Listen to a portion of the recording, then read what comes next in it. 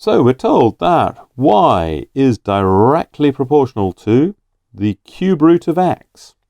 Okay, we're given some information about y and x and asked to find the value of y when x is 64. Well, this is a proportionality question. In fact, it's a direct proportionality question. And my way of doing these is always to find a formula for a in terms of b first. What do I mean by a and b? Well, those are the two things we're dealing with. So y is a and the cube root of x is b.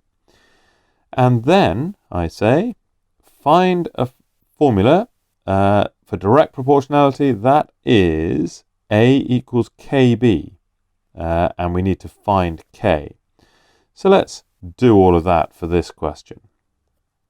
So my formula is y is equal to k times the cube root of x.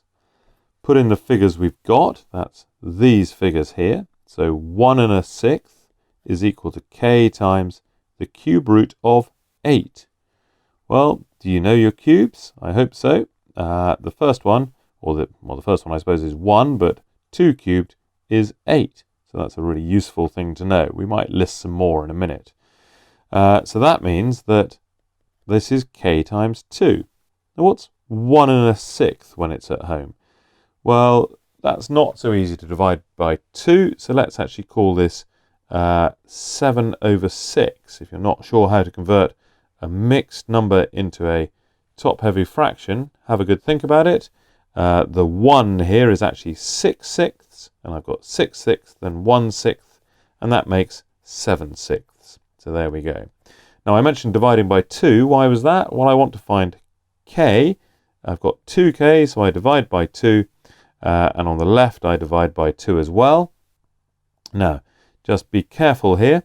What does that mean? 7/6 over 2. That means, hang on, 7/6 divided by 2, which is, what is it? Well, if I divide by 2, I multiply the bottom by 2, and so that's 7/12 is k. And so the formula we need is 7/12 of the cube root of x is our formula. And when x equals 64, why am I doing that? Well, it says find the value of y when x is 64. So y is equal to 7/12 times the cube root of 64. I knew we'd need more cubes. Let's go back up here. 3 cubed is 27, and 4 cubed, you should know, is 64. 5 cubed is 125, but we've gone far enough. So y is 7/12 of 4, because that's the cube root of 64. And my green cancelling pen helps now.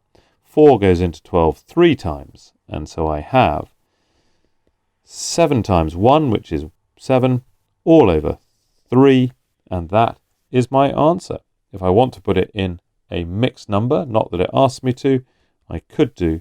So 6/3 is 2, and there's 1/3 left. So I could write it as 2 1/3. But I'm quite happy to leave it as 7/3.